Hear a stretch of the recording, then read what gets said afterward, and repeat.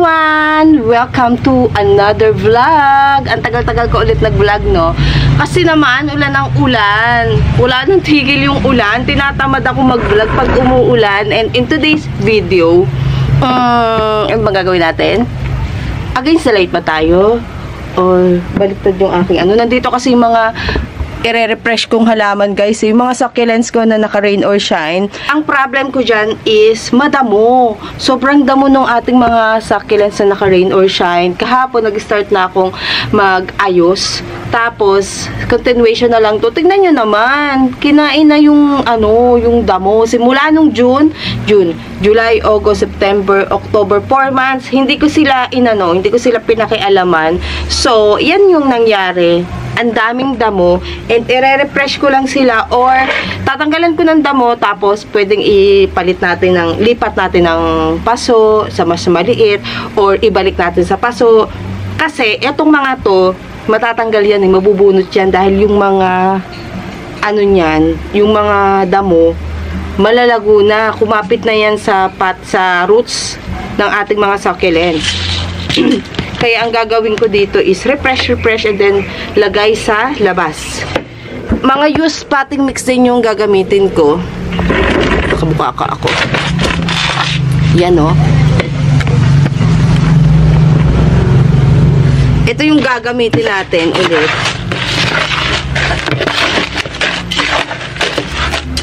Medyo moist nga to pero carry lang kasi naman na to, mababait naman na tong ililipat natin. Ang hindi ko lang matansya is ilan ang ililipat natin. Katulad nito, guys, si ghost plant. Wala na siya. Nasa na siya, tignan nyo, Tapos na ako sa ibang halaman na linisin. Tignan nyo naman, Tapos na ako, so ito na lang. Wala na siyang ugat. Bakit wala siyang ugat? Alam nyo ba, naperwisyo ulit ako ng mga snail. Pumasok na dito sa loob ng bahay. Yung mga snail, maliliit. And, hindi ko alam kung saan sila galing. Siguro dito talaga sa kabilang bahay. Kasi, bakante yung kapitbahay na kabila. Doon lang kasi madamo. And then, lahat na to bahayan. Ngayon, tawag dito, hindi ko sila nilagyan ng snail, yung snail na pangpatay, pangbudbod ng snail, nandun kasi sa likod, hindi ko mapakita sa inyo, and yun kasi is effective. Hindi ko lang siya nilagay kasi nga umuulan, nawawash out yung kanilang pinaglalagyan before. Hinayaan ko na lang. Ang ending, pumunta sa bubong ng kapitbahay na walang tao yung snail, tapos dumaan dito, tumawid dito sa garden ko. And yung ibang kinain niya, pakita ko sa inyo yung sample nung kinain ng snail na yun, Social pa, gusto pa yung mamahalin. Ayan, si silver bomb, kinain niya. Sobrang daming kinain nun. Ayos na to, tinanggalan ko na ng damo. Ayan, may mga ibang nalaglag lang yung dahon, pero carry lang siya. Kahapon ako nag-start maglinis. Hindi siya dumadaan dun sa labas ng garden. Kasi konti lang. Ayun! Tignan nyo, guys! Tignan nyo! Diba? Oh, buhay yan. Lagay ko dito sa tubig. Mamaya ko siya Ayun, ang problema ko. Nagkaroon na naman. Buti na lang, hindi sobrang daming snail. Yung mga nakikita ko, padalawa, tatlo. Hindi naman araw-araw, pero kada punta ko dito sa garden, ganun. And, yun nga, nagkakaroon siya ng kagat-kagat. Tinitikman niya lang yung aking mga halaman. And, hiniwalay-hiwalay ko to, or binuka ko, or, ano ba tawag dito? Ini-arrange ko siya ng medyo maluluwag ng konti, kasi bumuka na siya Bumuka or, syempre, ulan ng ulan, nasarapan sa tubig. Ayan, ito, sobra pa to sa tubig. Hindi ako nagdidilig.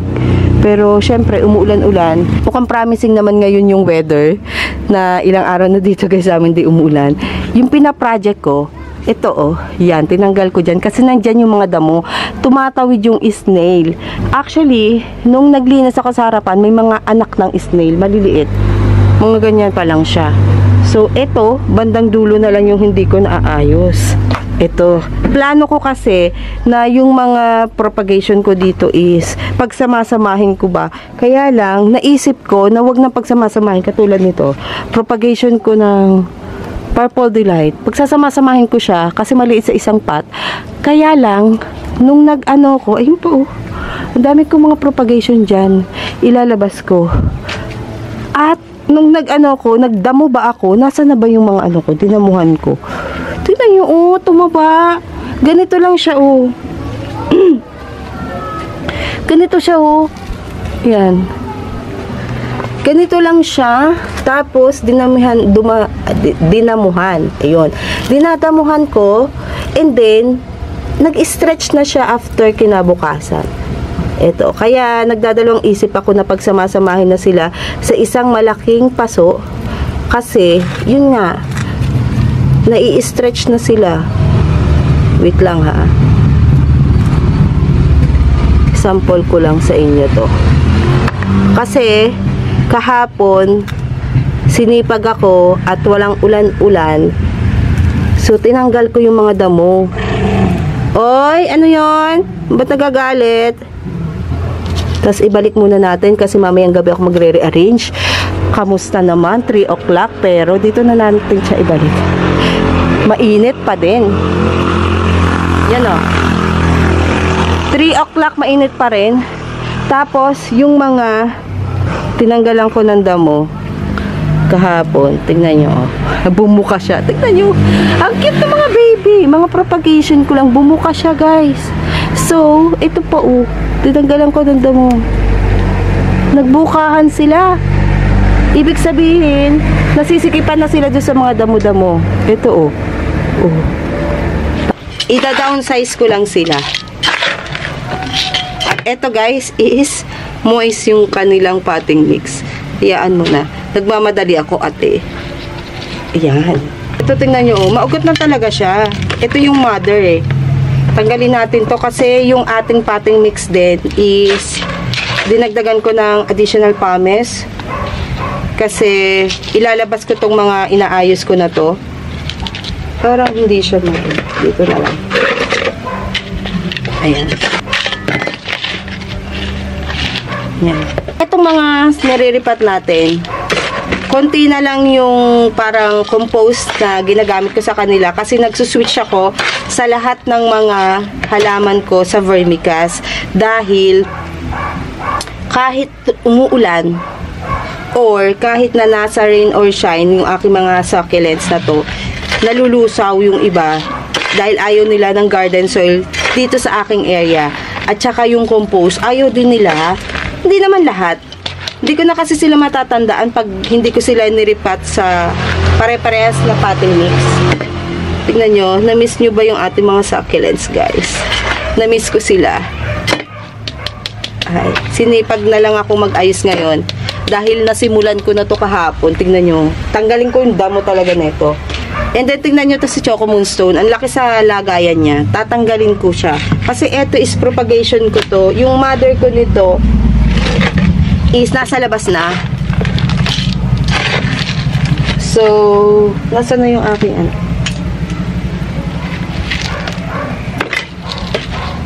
Ilagay ko lang siya sa maliit na lagayan.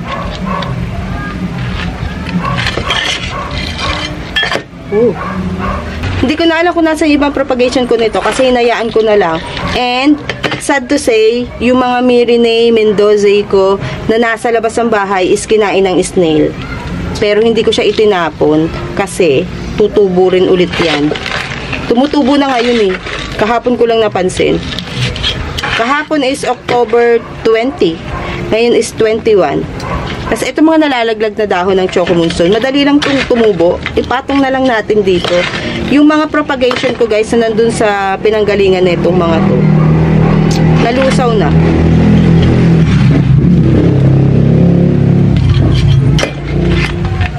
Nalusaw na sila. So, hayaan na natin. Kasi mayroon naman ako ditong mga tawag dito. Kunin ko lang yung nasa top. Meron naman akong mga extra ba. Tingnan nyo, oh. Tingnan nyo yung compost ko. Either dagdagan ko to ng pumice, pero compact na masyado kasi. So, ito parang hindi ko na kailangan to iripat. Damo-damo na lang. Pero kasi, kawawa naman yung ano niya. Pots pink. Yung mga pots pink ko guys, na naka-rain or shine. Naka-rain or shine nga siya, pero naano na kasi siya sa sobrang tanda. Pakita ko sa inyo yung ano niya, yung stem niya. Napuputol na. So ito, huwag na natin to iripat para yung iba lang maripat ko. Tanggalan na lang natin ang damo. In fairness, wala kang damo ha. Wala gaano. Putuyot na. Ilang araw na hindi umuulan dito sa amin guys. Sa Bulacan. So, baka gusto na nila magpadilig. Pero hindi ko to didiligan mga to. Hayaan ko muna silang maka-adjust. Lumaki yung mga pups. Kasi nasobrahan sila sa dilig nung tag-ulan eh. Sana lang talaga wag na umulan. Or konti-konti na lang. O, diba? Si Pots Pink. Tagalan din natin. Ilalim. Ang ganda. Yun nga lang. Ito ang problema. Tingnan nyo, oh. Nabubulok yung karamihan. Doon sa, teka, pakita ko ha. Ay, hindi naman pala nabulok. Ano lang siya, yung iba lang na ugat, na ano siya, natutuyo. Katulad nito, oh, ang lago. Hindi ko na rin ito tatanggalin. Ma'am Rose? Yes po. Teka lang, may dumating na order. Ito ay pine bark para sa ating mga hoya. Ang in-order ko is 3 to 6 mm. So, bibili na lang ulit ako ng 6 to 9. Kasi ito, sakto lang siya. Parang munggo size yung kanyang size. Para sa mga hoya to, nag-iipon kasi ako nung ating pang ano sa hoya. Pang tanim ba? Okay, back here. Tingnan nyo naman. Nagdadahon na, nagaano na siya. Tingnan nyo yung kanyang anak-anak. Maputla yung mga anak kasi nataguan ng damo. So, ibalik lang natin to. Iyan yung nangyayari, napuputol yung mga ano niya, yung mga stem. Pero carry lang. Grabe. Naging compact na to.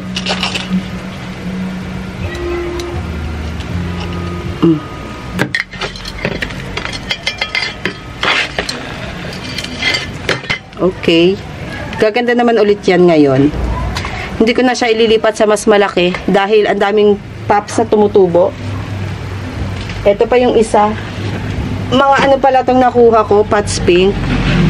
Ito yung malagong malago dati. Tingnan nyo, naputol na siya. Na air dry na. Tapos tanggalin natin ang damo. Cotton! Si Cotton, nakikita nyo? Ayan o. Hi, Uton! Pasok na ikaw sa loob. Ito pa si Kisses. Commercial muna, napapagod si Mami. Diyan na lang ikaw, Kisses! Huwag na dito! Pasok na sa loob. Si Ukis, nasaan? Ito, yung maliit. Ukis, saan ka galing? Pasok doon. Okay, back. Back na tayo sa ating ginagawa. At baka sumpungin na naman ang katamaran.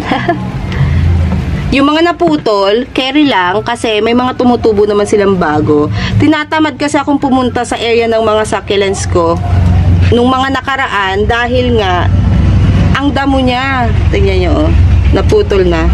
Itusok na lang ulit natin. Madamo siya. Hindi ko alam kung saan ako magsisimulang magtrabaho. Pero kasama kasi sa ating paghahalaman yan. And ano na, at least nasimulan na natin magtanggal. Uy, itong mga ginagawa ko, ilalabas ko na rin siya ng bahay. Kaya hindi na siya magtatagal dito para naman magkaroon ng space and hindi nakalat-kalat yung mga plants natin na nasa sahig. Nakikita nyo yan? Ito, labas na rin natin to. Buti hindi to kinain. Yung mga nasa labas lang talaga ng bahay yung inaano. Huwag na nga natin ito isama. Naagyo na. Putulin ko kaya to. No? Total, meron naman siyang pops. Putulin natin to para magpanibago siya ng ayan na. Panibagong ano siya dyan. Tapos ilipat natin dito. Oh, diba? Puro agyo na. Teka lang guys,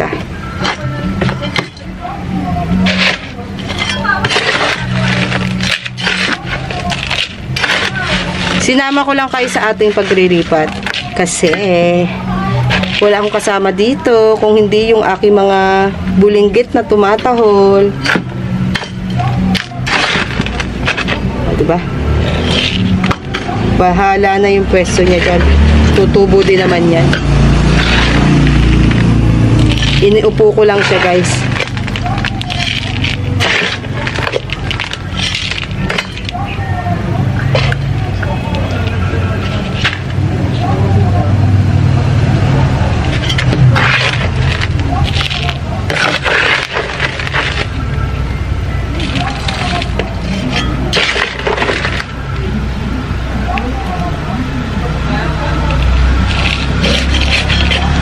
Okay. Tingnan nyo naman to si pangalan nito, Darly Sunshine ko. Yung mga Darly Sunshine ko sa labas ng bahay. Tingnan nyo. Oh, tingnan nyo naman. Yung mga Darly Sunshine ko guys na nasa labas ng bahay. Hindi siya dinamo ng ganito. Pero, nung nasira yung ating UV plastic, oops, yung ulan, yung pinaka-buhos ng ulan sa kanya mismo. So, na ano siya, na ano ba tawag doon, na uka or basta yung kanyang mga paso na ano ng tubig, nabuhusan ng tubig. So, pumangit siya. Ngayon, nire-refresh ko rin sila isa-isa. Itong mga ginagawa natin. Bawal mag-mine. Nasaan na yung mga Darly Sunshine dyan? Ayun, pangit din, no? Tingnan nyo, puro damo din yung Darly Sunshine ko. Ayun, no? Tapos, lahat, okay naman. Yung luwela ko sa labas, putol yan. Hinayaan ko na lang kasi nga, tag-ulan. Baka mabulok lang or mamatay. Tingnan nyo, buhay na buhay, kahit putol. Nandun sa, ayan, no, yung nandito. Naputol yun, nandun sa harapan yung kaputol. Ito yung mga naka-rain or shine dito, guys. Lahat yan. May namatay dyan, pero nandun sa ilalim yung iba na nalusaw, pumangit. Pero so far okay naman sila. Tignan nyo, ang taba-taba nga ni ano eh. Chabo, ni Super Bomb. Ito rin, umunti siya. Kasi kinain ng snail, nakakaloka. May kinain ng snail yung mga bagong tubo doon. Si Darly Sunshine. Ay, si Purple Delight. Ito pumangit din to kasi nasobrahan sa tubig. Si Copper Tone. Pero carry lang. Meron pa ako dun. Oh.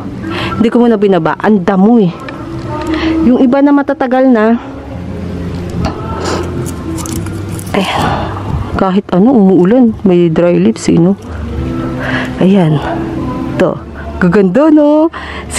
Anong pangalan yan? Purple Haze. Dami kong Purple Haze dun, oh. Yung mga nalaglag dati, nung unang-unang bagyo. Unang-unang hangin. Gumanda na siya.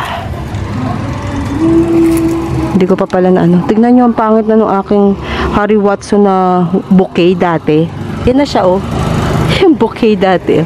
Tapos yung propagation ko buhay pa din. Tricolor. Sabi nila malulusaw daw yung mga ganyan ko. Hindi naman. Ayan, oh. Tignan nyo. Kailangan ilipat ko to ng pwesto kasi parang feeling ko is ibaba natin dito sa area na to, baba. Kasi medyo mainit. Pero tingnan natin. Kasi ilan yung ganyan ko? 3 malaki. Ito yung pinaka-big.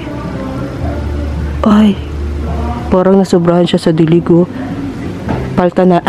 Ibaba natin na isang layer. Ito pa yung isa. Ito natataguan to eh, kaya maganda-ganda eh. Ito muna yung gagawin ko. Ayan. Wala akong pames. Well, meron akong pames, pero konti lang, kaya bukas na ako bibiling pames. Yan. Ito na lang gawin natin. Napadaldal tuloy ako.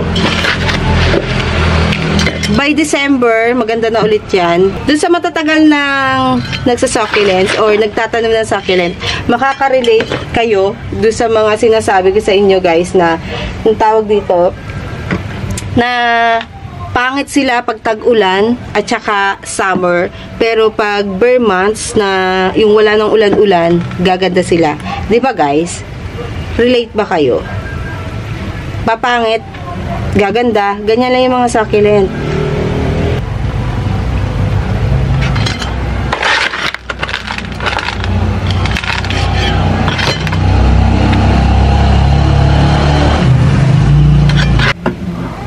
Gusto mo pala dyan, ha? Wala na kasi tayong bubungan. Naka-ano na sila, full sun and rain na. Pero this year or next year, papapaltan ko yan ng bubong.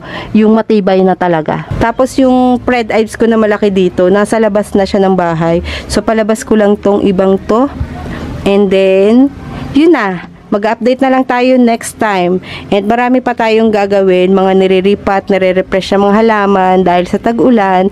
And pagagandahin ulit. Gaganda yan guys, maniwala kayo. Kasi, tingnan nyo ito, nalusaw din. Pero gaganda pa rin yan. Mga copper tone ko, mga pinopa, yung mga nandun. Diba? Nasaan na yung aking mga pinropagate before na mga tawag dyan? Hybrid Ellen. Sana? Ayun pa, oh. Andito. Hi! Diba? Ang gaganda. Napapagod na ako, guys. So, see you on our next video. Ilalabas ko pa to sa labas ng bahay. And then, syempre, pag nasa labas ng bahay, magkukuting-ting pa din ako doon. Abutin ako ng gabi. Buti na lang, 3 o'clock. Mainit. Bye!